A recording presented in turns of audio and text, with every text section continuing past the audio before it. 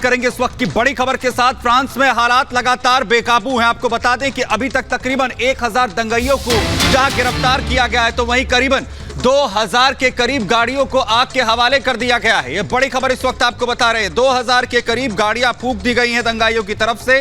1000 के करीब दंगाई अभी तक गिरफ्तार किए जा चुके हैं। 40,000 पुलिसकर्मियों की तैनाती आपको बता दें कि तमाम इलाकों में की गई है, और इसके बावजूद भी जो हालात है वो कंट्रोल में आते हुए नजर नहीं आ रहे हैं। चारों तरफ सिर्फ और सिर्फ दंगे की जो तस्वीरें हैं, लूटपाट की जो तस्वीरें हैं, आगजनी की जो तस्वीरें हैं, वो फ्रांस में देखने को मिल रही हैं। और दंगाई लगातार हुड़दंग मचा रहे हैं। चारों तरफ आतंक फैला हुआ है। आपको बताएं कि 40,000 पुलिसकर्मी लगातार हालातों को काबू करने की कोशिश कर रहे हैं।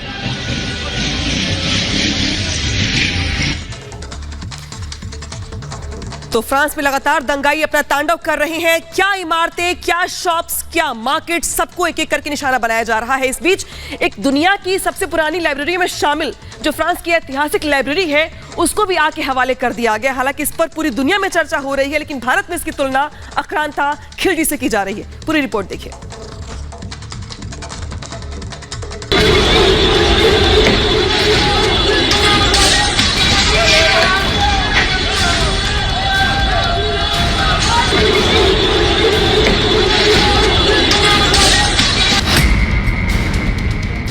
ट्रैफिक पुलिस की गलती की सजा समूचा फ्रांस झेल रहा है। हर ओर से उठती दिख रही है तो बस नारंगी रंग की आग और काला धुआं। भीड़ का उपद्रव ऐसा कि उसने सालों पुरानी पुस्तकालय को भी नहीं छोड़ा। हिंसक भीड़ देखते ही देखते आक्रांता बनी और ज्ञान के भंडार को भी फूंक डाला।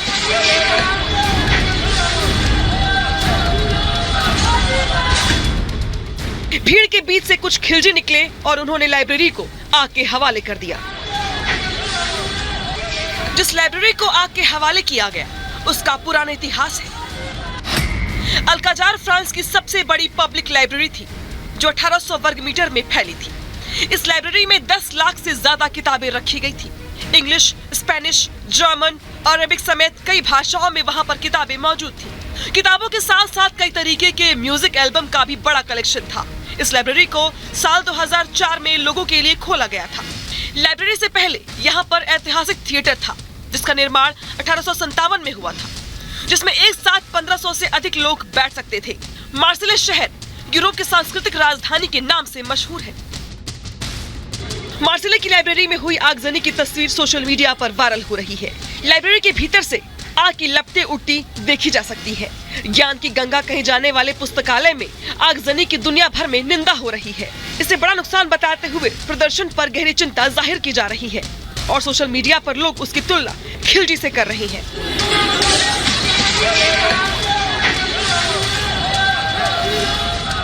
फ्रांस के मार्सिले शहर की सबसे बड़ी लाइब्रेरी को ठीक वैसे ही आग के हवाले कर दिया गया जैसे भारत में सदियों पहले आक्रांता खिलजी ने नालंदा विश्वविद्यालय की पुस्तकालय को स्वाहा कर दिया था।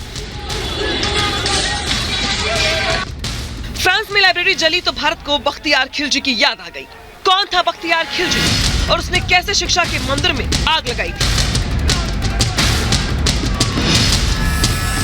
खिलजी तुर्क अफगान सैन्य जनरल था, बाद में मुस्लिम शासक बन गए। भारत में आक्रमण के साथ नालंदा पर भी आक्रमण किया। नालंदा विश्वविद्यालय पर भी आक्रमण किया गया। 830 साल पहले लाइब्रेरी में आग लगाई गई। 1193 में बख्तियार खिलजी ने ये आग लगवाई। नालंदा लाइब्रेरी की लाखों किताबें जला दी गई। कहा जाता है कि कई हफ्तों तक आग नहीं बुझी। इसके अलावा धर्माचार्य और बौद्ध भिक्षुओं की भी हत्या की गई। नालंदा में आगजनी और फ्रांस के पुस्तकालय को फूंकने में 8 सदियों का फर्क है, लेकिन आरोप लग रहे हैं कि मानसिकता शायद वही है जो खिलजी के वक्त थी।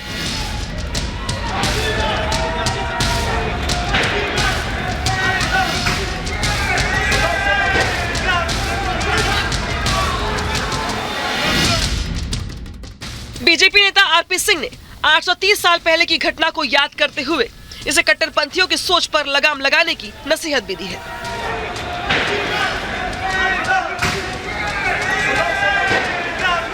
इस प्रकार से दूसरी विचारधारा पर हावी होने के लिए एक सोच, किस प्रकार से दूसरी सोच पर हावी होने के लिए क्या क्या करती हैं, क्योंकि ज्ञान ही विचारधारा को, सोच को आगे लेकर जाता है। अगर आप उनका ज्ञान जो पुस्तकालय है, जहाँ लाइब्रेरी है, जला दें, ऐसे ही नालंदा के अंदर आज से कुछ साल, 850 साल पहले लगभग इस प्रकार से हुआ था और उसका नतीजा कि आज तक भारत को भुगतना पड़ा। वैसे ही कुछ फ्रांस में हो रहा है आज, और ये फ्रांस के जो लोग हैं उनको चिंता करने की जरूरत है। मार्सिले शहर में जिस लाइब्रेरी को आग लगाई गई वो करीब 18,000 वर्ग मीटर में फैला हुआ था। ये एक पब्लिक लाइब्रेरी थी जिसमें बड़ी संख्या में लोग पढ़ाई करते थे। इतनी बड़ी लाइब्रेरी के फूके जाने पर बीजेपी के संगठन मंत्री बीएल संतोष ने ट्वीट कर उपद्रवियों पर निशाना साधा है। तगाई भीड़ फ्रांस में लाइब्रेरी को जलाकर राख कर देती है। देश में कई उदारवादी सीएए का विरोध करते हैं।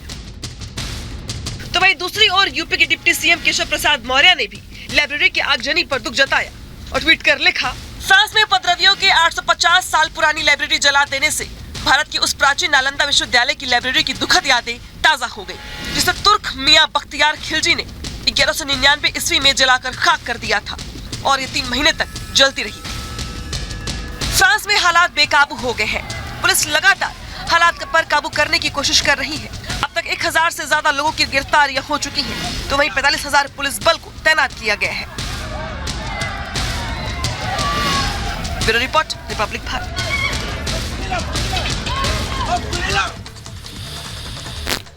तो फ्रांस की सबसे बड़ी लाइब्रेरी जिसे जलाकर खाक कर दिया गया है। मार्सिले में पब्लिक लाइब्रेरी में यह आगजनी दरअसल की गई है। दंगाइयों ने अल्काजार लाइब्रेरी में इसे आग के हवाले कर दिया, आग लगा दी। वहीं फ्रांस की यह सबसे बड़ी पब्लिक लाइब्रेरी है जिसे दंगाइयों ने आग के हवाले किया है। सबसे बड़ी यह लाइब्रेरी है फ्रांस की। अल्काजार में 10 लाख से ज्यादा किताबें हैं।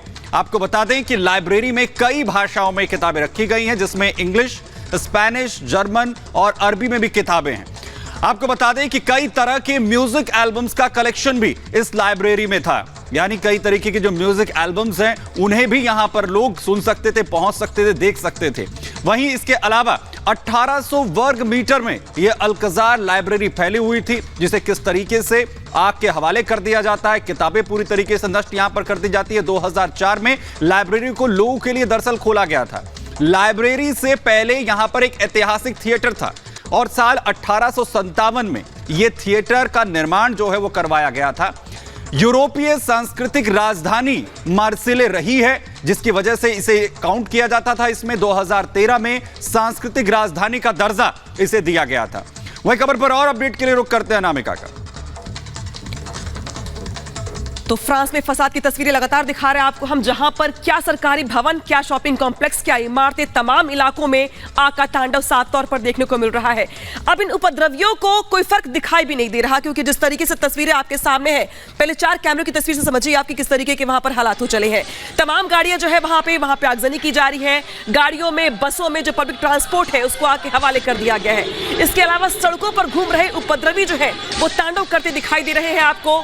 इसके अलावा टाउन हॉल में भी आगजनी की गई तस्वीरें आपके सामने हैं। अब तस्वीरें 6 हैं आपके सामने टीवी स्क्रीन पर। एक एक करके देखिए आपकी किस तरीके से फ्रांस के अलग अलग शहरों में उपद्रवियों का तांडव दिखाई दे रहा है, जहां पर निगरानी तो लगातार की जा रही है, उनको शांत करवाने की कोशिश की जा रही है, कंट्रोल करने की कोशिश की जा रही है, लेकिन पुलिस प्रदर्शनकारियों के सामने यहां पर कमजोर पड़ती दिखाई दे रही है, जहां पर कई बार वो बैकफुट पर दिखाई देती है, क्योंकि प्रदर्शनकारी अब मानने को तैयार नहीं है। उनकी ओर से फायरिंग की जा रही है, उत्पात मचाया जा रहा है। साथ ही कई जगहों पर पुलिस और प्रदर्शनकारियों के बीच में संघर्ष भी साफ तौर पर देखने को मिल रहा है। तो तस्वीरें वहां की बेहद भयावह है, चिंता पैदा करने वाली है।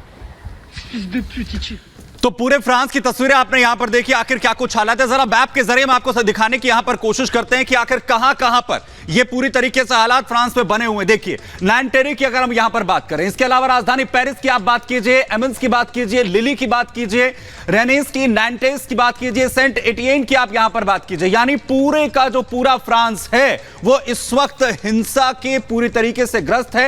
हिंसा पूरे के पूरे पेरिस में, चाहे लिली से लेकर आप टुलूज तक की अगर आप यहां पर बात करेंगे करेंगे, नैंटेस से लेकर अगर आप यहां पर डिजॉन तक की बात करेंगे तो हर जगह पर आपको इसी तरीके की जो स्थिति है वो इस वक्त नजर आ रही। यानी पूरे का पूरा जो फ्रांस है इस वक्त दंगे की आग में इस वक्त घिरा हुआ है। हर जगह यही हालात हैं जो तस्वीरें हमने आपको कुछ देर पहले भी यहां पर दिखाई थी। और चाहे पेरिस में आप बात करेंगे, वेरी चेटलॉन की यहां पर बात करेंगे, ये सभी वो जगह हैं जहां पर दंगाई लगातार जो है इस तरह की घटनाओं को अंजाम दे रहे हैं और प्रशासन कहीं ना कहीं इसमें नाकाम अभी तक नजर आ रहा है। अनामिका का रुख करेंगे आगे अपडेट के लिए।